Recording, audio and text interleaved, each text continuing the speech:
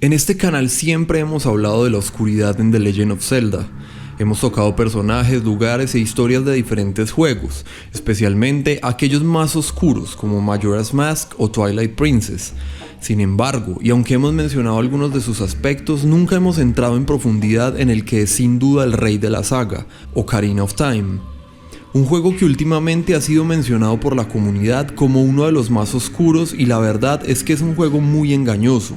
En un principio, cuando se hablaba de oscuridad, terror y tristeza en la saga, se hablaba de otros juegos como los mencionados, pero recientemente se ha comenzado a ver la saga de otra manera, y es que Ocarina of Time se viste con una máscara de alegría, color y epicidad que esconden que por debajo está podrido, corrupto con el olor de la sangre, el color de las sombras y el aliento de la muerte.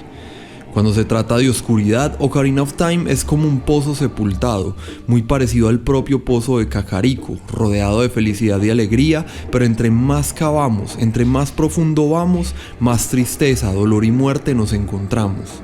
La piel se nos eriza al ver descender y descender desde el bosquecito amable que veíamos en la punta del iceberg y saber que posiblemente su fondo aún no ha sido siquiera encontrado, pues a diferencia de otros que nos presentan su cara más maligna de frente, el rostro oscuro de Ocarina of Time parece no haber sido descubierto en su totalidad. Aquí trataremos de ver algunos de esos puntos que se esconden bajo la superficie, los oscuros rostros tras la máscara. Estas son las 10 cosas más aterradoras y oscuras en Ocarina of Time. Número 10. El bosque perdido. Los bosques, como área salvaje y aún no conocida, siempre han sido un lugar peligroso y aterrador. Al perderte en un bosque llegará un momento en que te quedes sin recursos, solo, perdido entre la oscuridad, la lluvia y el hambre, y perseguido por depredadores. Pocos escenarios son tan aterradores. Ahora imagínate internarte en un bosque cuyo único objetivo es exactamente ese, hacer que te pierdas. Bosques que parecieran transmutar y modificar sus caminos para hacer que tu mente se extravíe y no puedas encontrar el camino a casa. Pero el hambre, el frío y el abandono no son lo único que te amenaza en los bosques perdidos, pues aparte de aterradoras criaturas y peligros, las leyendas que reinan sobre ellos son horrorosas, especialmente aquella que cuenta que cualquiera que se pierda en los bosques se transformará en una criatura. Skull Kid en el caso de los niños y Stalfos en el caso de los adultos, condenados a adoptar esta misteriosa forma y vagar por los bosques por toda la eternidad. Número 9. Las criaturas. En ocasiones, los videojuegos nos acostumbran y nos insensibilizan a la hora de ver las cosas con el realismo necesario, pero te invito a hacer un ejercicio. Imagina que incluso la más pequeña y sencilla criatura que enfrenta a Link está en el mundo real frente a ti, lista para enfrentarte y tratar de despedazarte. Si lo piensas, incluso los seres que Link vence con facilidad se pueden hacer aterradores si los proyectamos frente a nuestros ojos, en especial cuando nos damos cuenta que se trata de nada más que un niño quien las está enfrentando.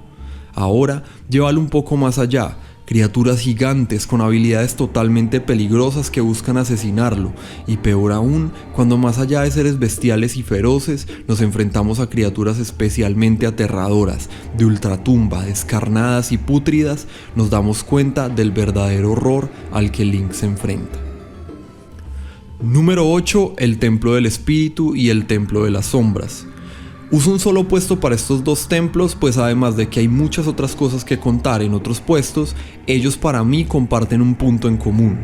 Sí, visitarlos asusta, sus pasillos lobregos y extraños, sus maquinarias bizarras, las criaturas que los habitan, todo es bastante escalofriante, pero sobre todo es su historia, la imagen de aquello enterrado en el pasado de las recámaras que visitamos, lo que los hace tan aterradores. Imaginarse las prácticas que llevaban a cabo en estos dos templos es mucho peor que cualquier cosa que podamos encontrar en la actualidad. El Templo de las Sombras, como un enorme complejo usado para encerrar y torturar a los enemigos, y seguramente para probar e investigar extraños tipos de oscura magia, y que curiosamente se asemeja demasiado a una entrada al infierno. Y por otro lado, el Templo del Espíritu, manejando un terror menos visceral pero igualmente escalofriante, un terror religioso, de prácticas rituales y extrañas, habitado por dos brujas por años, con objetos malditos y de usos mágicos extraños, y donde se adoraba una diosa que claramente no es una de las diosas creadoras apreciadas por el reino en general, haciéndolo un templo blasfemo y pagano, el templo religioso de una civilización violenta que en muchos sentidos siempre ha ido en contra de la cultura y las creencias del reino. Número 7. Maldiciones, leyendas y castigos. Otra cosa bastante aterradora dentro de Ocarina of Time son las leyendas y maldiciones que pueden caer, sobre todo como castigo, sobre la población del reino. Prácticamente en muchos contextos y en muchos pueblos cometer un error puede ser fatal, pues múltiples consecuencias pueden caer sobre ti. Ejemplos de ello pueden ser la ya mencionada leyenda sobre los bosques perdidos, el castigo impuesto por los sabios sobre Ganondorf al final del juego, el hechizo al que se sometió Nauro en el Templo del Espíritu, perdiendo la razón y el sentido y viviendo como un autómata por años, o incluso ejemplos sobre la población normal del pueblo, como el que cayó sobre la familia fabulosamente rica que fue condenada por su avaricia a convertirse en escultulas, o en un caso más extremo, el terrible castigo que cayó sobre aquel que un día fue Bongo Bongo, de quien se dice le cortaron sus manos por robar y lo encerraron y torturaron en un calabozo construido bajo tierra en las profundidades de su propio hogar y luego sellado con el pozo. Múltiples ejemplos que muestran cómo en Hyrule cometer un error, un descuido o un pecado te pueden llevar a castigos terribles impuestos ya sea por antiguas leyendas, divinidades o grupos y criaturas. Número 6. Vivir en determinados sitios o pueblos. Aquí recurrimos nuevamente al hecho de que Ocarina funciona a dos niveles, un nivel colorido, alegre y hermoso y otro escondido, turbio y oscuro. Esto funciona también con los pueblos, los cuales en la mayoría de los casos viven en un falso engaño de tranquilidad rodeados por el peligro y la oscuridad. Incluso, estando en el bosque Kokiri nos mencionan que salir del pueblo es muy peligroso para un Kokiri. Pero no solo esto, salir a la pradera es peligroso, pero también lo son los bosques perdidos, las dos únicas áreas a las cuales se puede acceder desde el bosque, convirtiéndolo casi en una prisión. Más aún, cuando Ganondorf libera criaturas dentro de la aldea, haciendo que incluso salir de sus hogares sea peligroso para los Kokiri. Otro ejemplo muy similar puede ser Lon Lon Ranch, pueblo que en las noches se convierte en una prisión, pues es imposible para una persona normal salir a la pradera en las noches, e incluso en el día se deben seguir caminos muy específicos para no correr peligro. Pero sin duda, el ejemplo más claro y aterrador es Kakariko. Kakariko es un pueblo donde tienes que vivir en tus propios pensamientos sin mirar a ningún lado o pensar en lo que se esconde en las profundidades del pueblo o a sus alrededores. Solo sus casas están llenas de personajes extraños y obviamente perturbados, como la familia fabulosamente rica, Guru Guru y demás. También está rodeado por la pradera que hace peligroso dejar el pueblo y peor aún por la montaña de la muerte, que no solo es peligroso salir a ella, sino que el volcán representa una amenaza constante de aniquilación. Y lo peor de todo, saber que el cementerio y las tumbas habitadas por muertos vivientes, el templo de las sombras, el fondo del pozo, las horribles criaturas que lo habitan y todo el oscuro y terrorífico legado de los Sheikah vivirá contigo a unos cuantos metros cada uno de tus días. Número 5. Los lugares donde habita la muerte.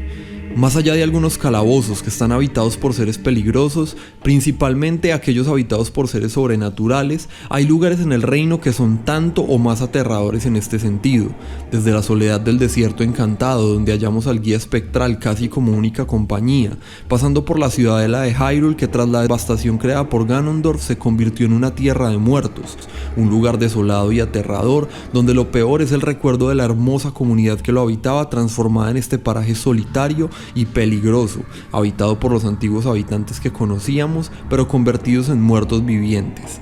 Seguramente uno de los lugares más aterradores en toda la saga, pero también un lugar tan común y aparentemente tranquilo como la pradera de Hyrule, que puede convertirse en uno de los más aterradores en la saga. Se ha llegado a analizar qué es lo que sucede con la pradera de Hyrule, pues es un lugar donde, especialmente en las noches, y no solo en Ocarina of Time, pareciera que los muertos siempre regresaran a la vida.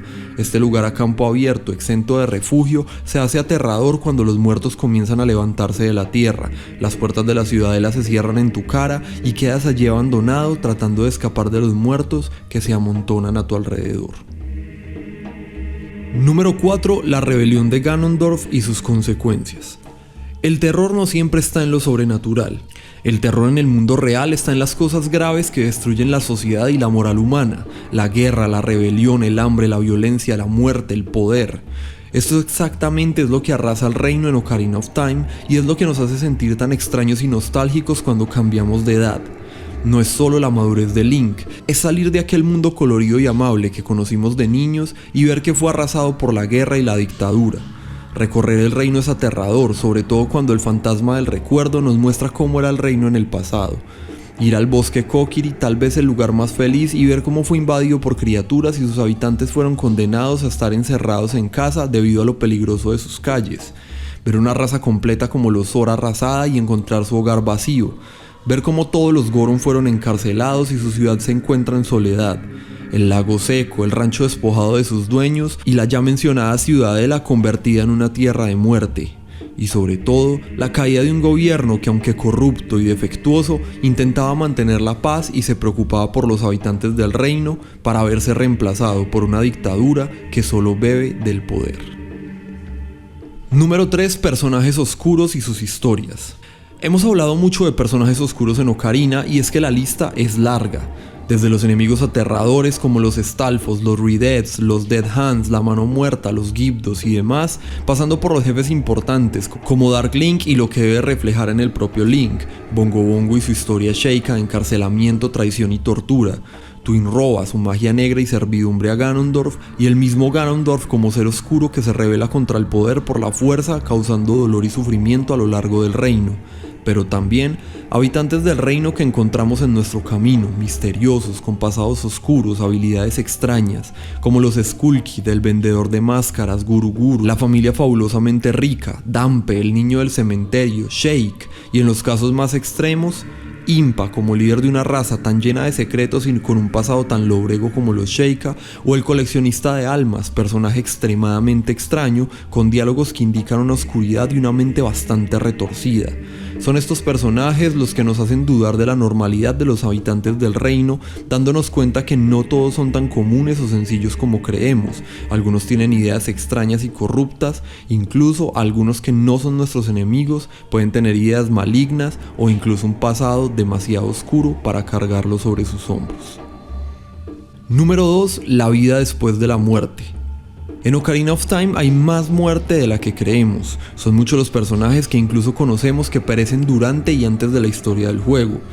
Desde el árbol Deku como nuestro primer fallecido cercano, hasta posiblemente los sabios que aparentemente murieron para convertirse en deidades protectoras. El problema con Ocarina of Time es la ambigüedad de lo que hay más allá de la tumba.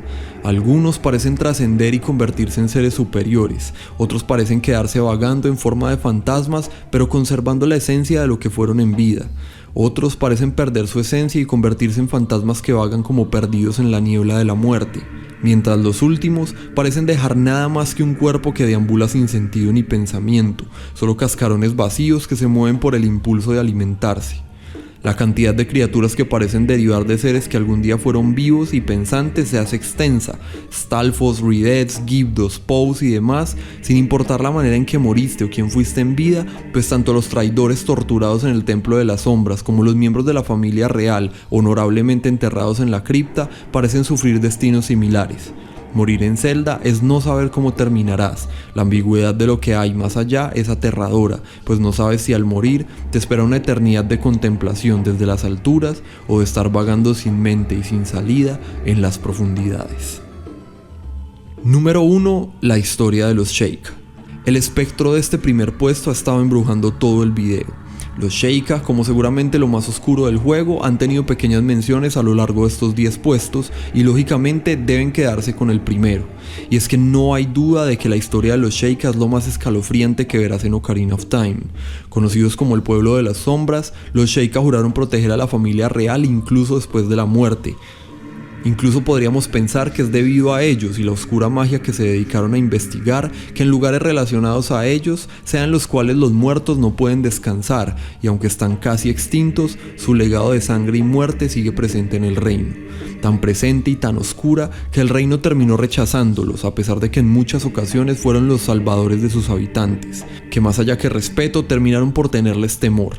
Y basta solo con recorrer Kakariko, su pueblo, para encontrar este ponzoñoso legado. El fondo del pozo, el templo de las sombras y demás, de los que hemos hablado de sobra, son cámaras de tortura y cárceles enormes, llenas de trampas para sus enemigos e instrumentos creados para causar dolor y encarcelar a quienes quisieran. Además de estar plagados de magia oscura y ser una especie de limbo entre la vida y la muerte. Y si analizamos la simbología, incluso un lugar muy parecido a una entrada al infierno. cosa que hizo que en Ocarina fuera mencionado el templo como el lugar que escondía los secretos más sangrientos del reino y la familia real. Los Sheikas son una fuerza oscura que se movía en las sombras, antihéroes que se ensuciaban las manos para mantener el reino en paz, pero no quiere decir que aunque trabajaran en nombre de la paz y la seguridad del reino, sus prácticas fueran menos macabras. Una tribu manchada de tanta sangre y culpa que fueron arrastrados al rechazo y a la extinción, como si el destino les hubiera pasado factura por sus terribles y oscuros métodos.